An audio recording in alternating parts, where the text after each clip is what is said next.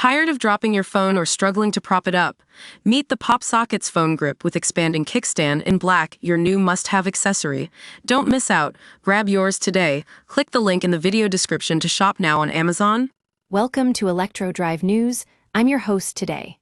A Scottish traveler's disastrous journey into electric car ownership has got us all thinking. Why do electric cars have to be so complicated? Jonathan Brocklebank embarked on a hire car adventure in Majorca, only to find himself lost in the world of QR codes, apps, and sign-ins.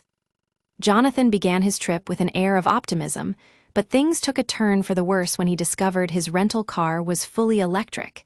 He thought, well, this will be a learning experience.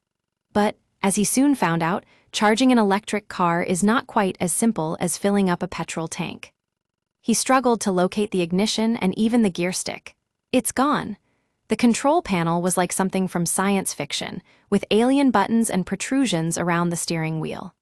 Jonathan bravely decided to charge forward, but the journey was far from smooth. He encountered confusing phone apps, uncooperative charging points, and a plethora of QR codes. The car's sat-nav claimed there were public charging points nearby, but it seemed like an exercise in futility. Jonathan visited charger after charger, only to find out that many of them used outdated formats or required him to download yet another app.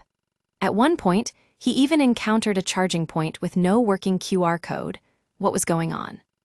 As the day wore on, Jonathan's charge dwindled from 60% to 25%.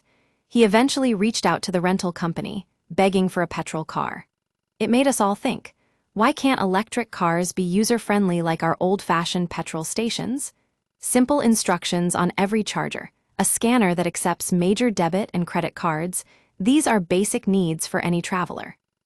In the end, Jonathan was relieved when his car hire firm sorted him out with a beautiful petrol replacement. As he drove away from the charging woes, Jonathan turned up the music and put on his shades. It was time to leave the electric car, Labyrinth, behind.